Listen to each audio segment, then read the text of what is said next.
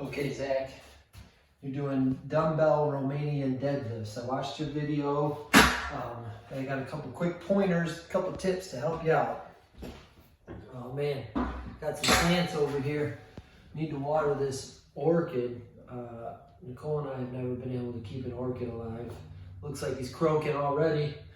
Oh man. Okay, so the Romanian deadlifts, I'll show you what I'm seeing with you, and then I'll show you some tips on how to correct your form here. And that's it, it'll be easy for you. And then, so first off, mobility may be different for everybody. If the hamstrings might be a little tight, or your glutes or your back, or even the calves tight in some kind of way, it might be a little bit tougher for you to get a fuller range of motion. But I want you to go down to the best range of motion you can with high quality form, getting as good of a stretch as you can without sacrificing a neutral spine is the main thing I'm seeing. So we'll grab me some heavy dumbbells. Got these 25s. I saw you're carrying like 60s or so. I don't know about all that. I'm not tough enough.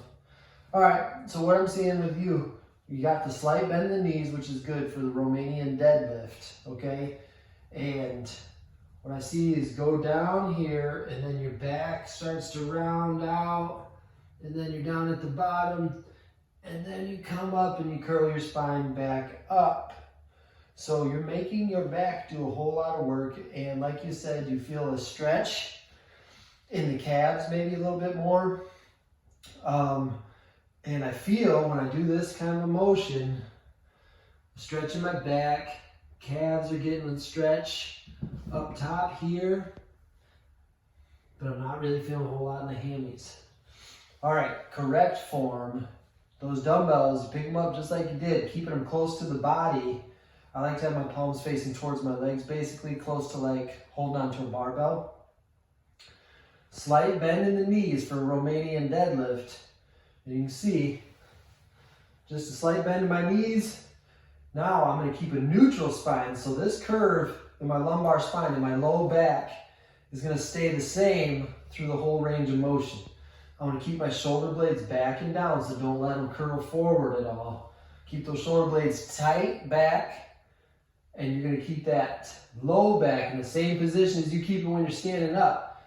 Think about pushing your butt back. Push those hips back. My knees are bending maybe a little bit more, but I'm feeling a stretch in my hamstrings.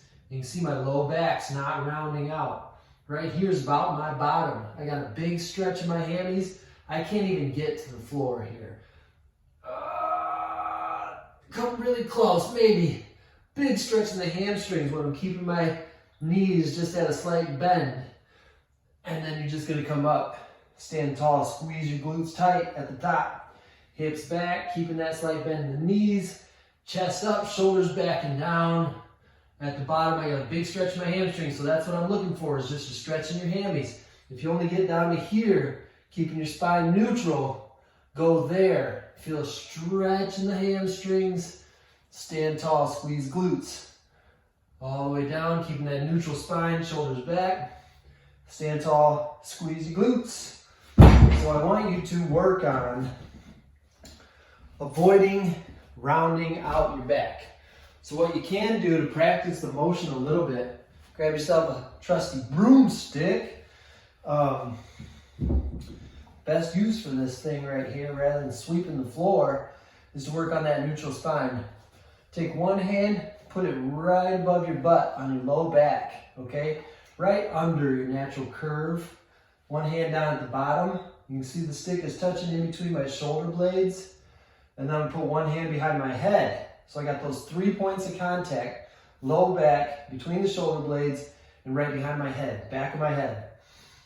Now, slight bend in my knees, and I'm just pushing my hips back. Key here is to keep those 3 points of contact.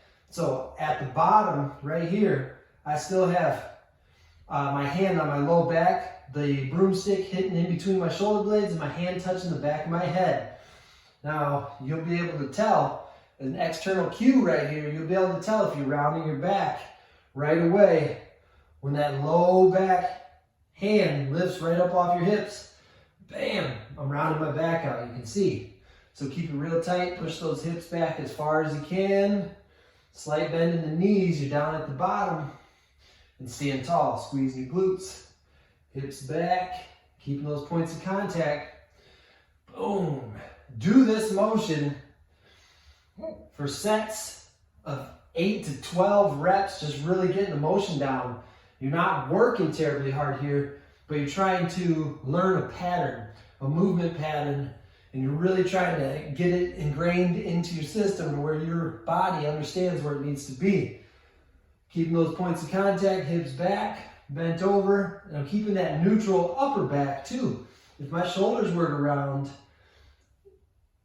in any way, my head may not be able to touch that stick anymore. Hand gets off the low back. So nice and tall, just like I am when I'm standing up. Hips back, stand tall. Okay, so that might be a little in depth there. Hopefully it doesn't turn out to be too long of a video for you. You'll watch it, right? So that's the Romanian deadlift. Now, regular old dumbbell deadlift is where you can bend the knees a little bit more. So regular deadlift, just like with the barbell, you're gonna set your hips back and you can bend the knees more. But at the bottom of a deadlift, what I wanna see is more hip hinge than knee bend, and you're right in here.